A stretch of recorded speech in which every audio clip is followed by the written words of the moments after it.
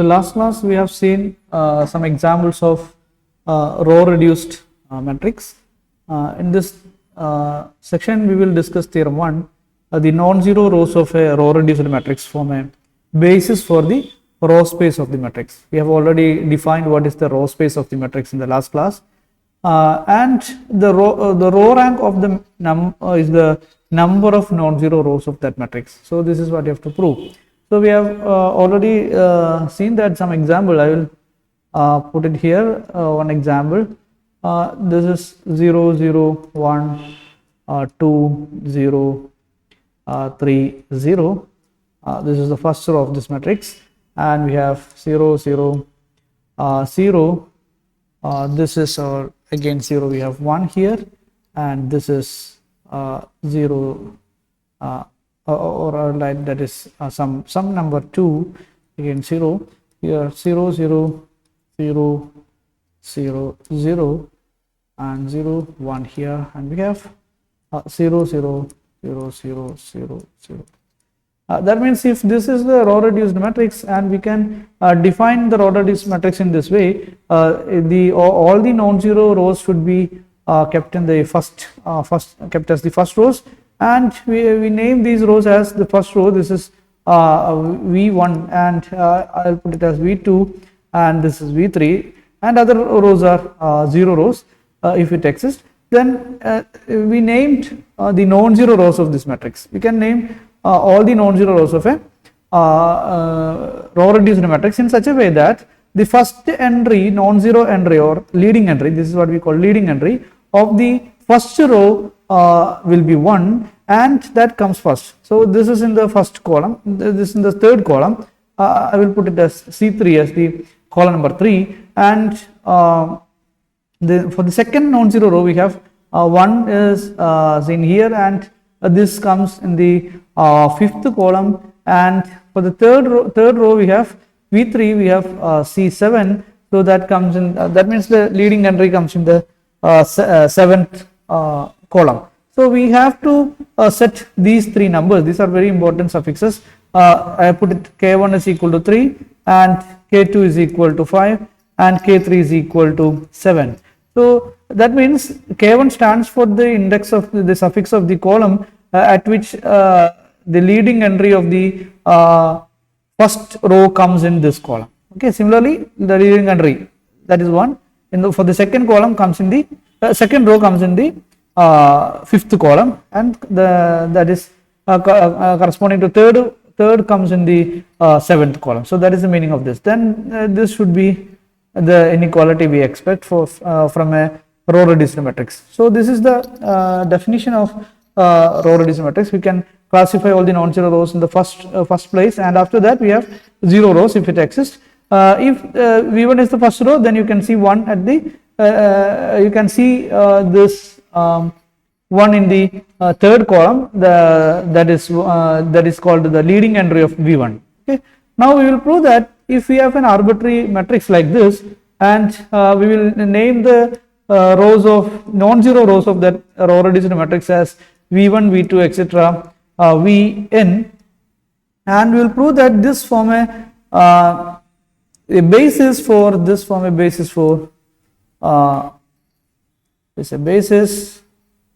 is a basis for row space of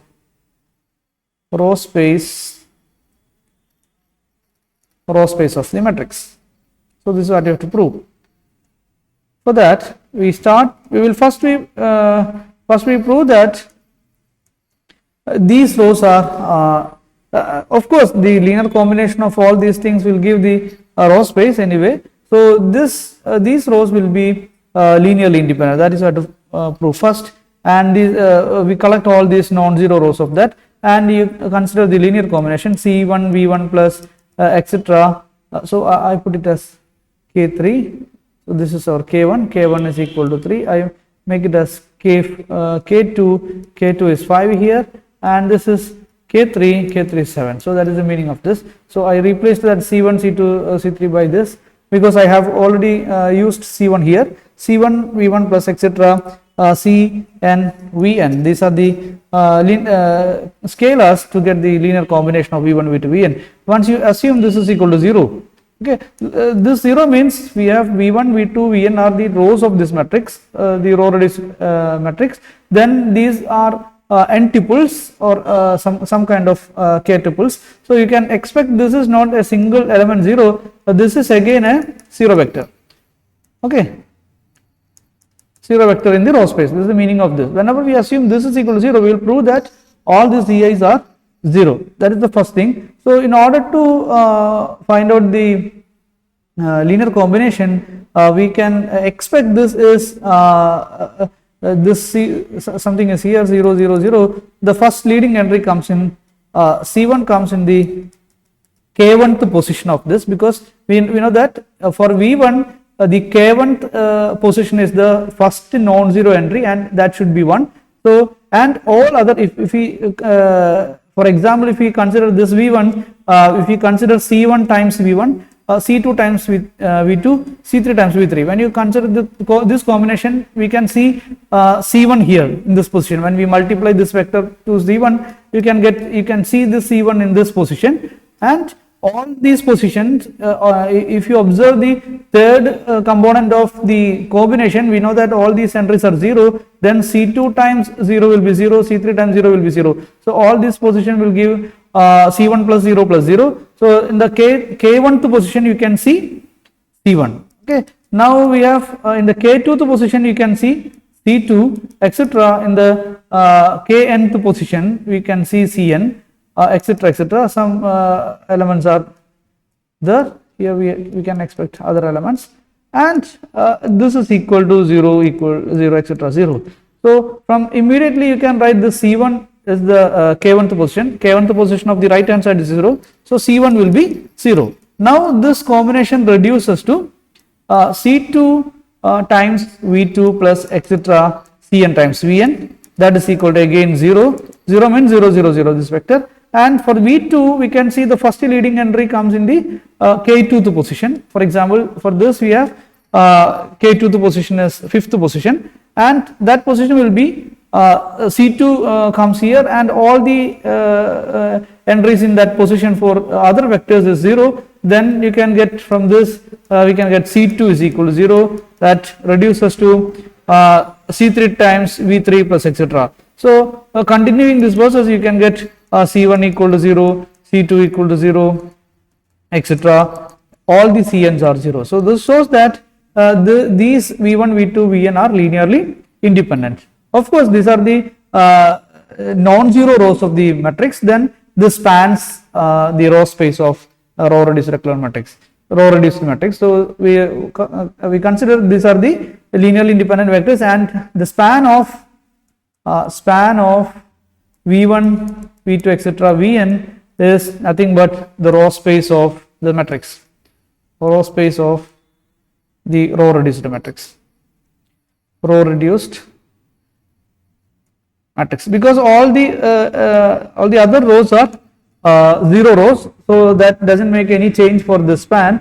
So we can say that this spans row space, and this is set V1, V2, etc. Vn. This set is linearly independent, hence form a basis.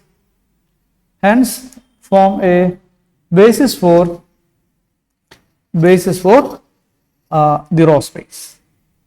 Okay, row space. Now, since these are the this is the basis for row space, then we can say that the number of elements of this will give the dimension of the row space. So number of therefore we have number of non-zero rows. Okay, non-zero rows. In this case, say V1, etc. Vn, the number of these rows is the dimension of the row space of the matrix, row reduced matrix.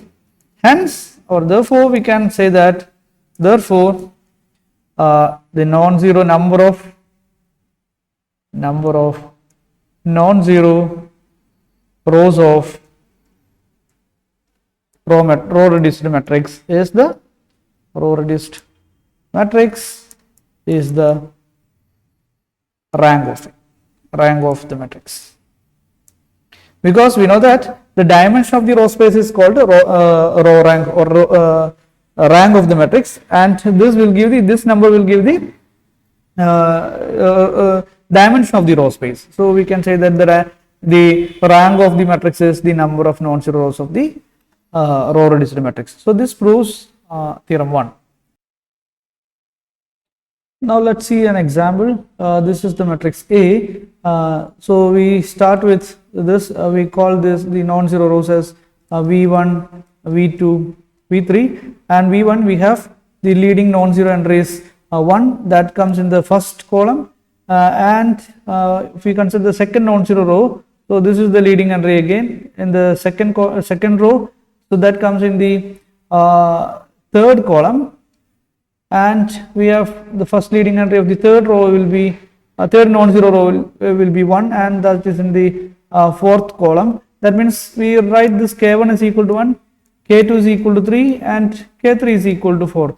So we know that this 1 is less than 3 is less than 4 anyway. So this is in the row reduced form. So this is not the row reduced echelon form. For the row reduced echelon form, we expect this number is also 0 in this all these all the other entries of this column will be 0 for row reduced echelon matrix. So this is not row reduced echelon matrix, but this is row reduced matrix. Anyway, we consider the linear combination of these rows. What we have exactly did in the previous theorem. So that will be C1 times V1 plus C2 times V2 plus C3 times V3 is equal to 0. We expect this 0 as the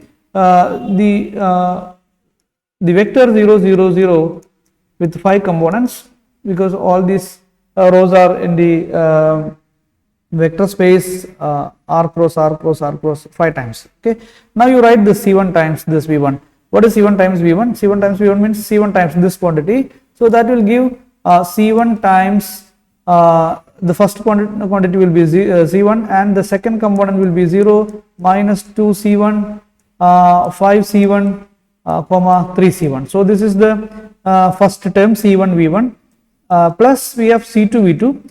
That means when we need to multiply this row with C2, so the first two entry will be 0, the third entry will be C2, and minus 4 C2 and C2. The C2 in the since this is 1, we have C2 here. So this is the second term. For the third term, we have C3 V3. That is the product of this row with C2 C3. That will be 0 0 0. C3 is here and 0. So this is the C3 V3, and this is equal to 0 0 0 0 0. So this is the 0 vector, and we add all these things.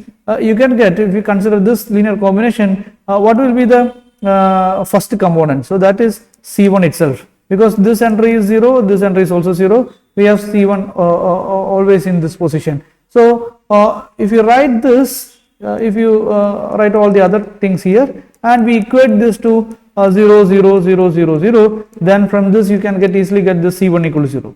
Okay, whatever be the other entries, so C1 equal to 0. Now C1 equal to 0 implies, when you put C1 equal to 0 in this equation, you can get C2 V2 plus C3 V3 is also 0. 0 means 0 0 0 0 0. Okay, now you consider this combination. What is the first entry of this combination? The first entry, that means we need to consider only this much terms. That means the first entry of this will be 0, here also 0, and the second entry is also 0. And what is the third entry? Third entry is C2 here, and here we have 0, then that will be C2, and we have 2 more entries, whatever it may be. So that is equal to again 0 0 0 0 0. So which implies for comparing the third component, you can get C2 equal to 0. So that would imply that this C2 equal to 0 would imply that this C1 equal to 0, C2 equal to 0, then you can get C3 equal to 0, C3 V3 equal to 0. That means this is our C3 V3. Okay, C3 V3 equal to 0 means 0 0 0, C3 0 equal to 0 0 0. So consequently, by comparing the fourth components, first we have compared the first component and in the third component and the fourth component. For the fourth component, we have C3 equal to 0, so this implies C3 equal to 0. So from this we can reduce C1 equal to C2 equal to C3 equal to 0.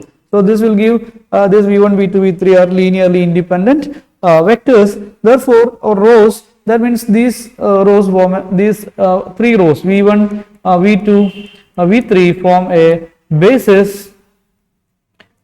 a basis for the row space of this matrix A. Okay, because all the other rows are 0 rows, so if you consider the span of all these rows, that reduces to the span of V1, V2, V3 as well.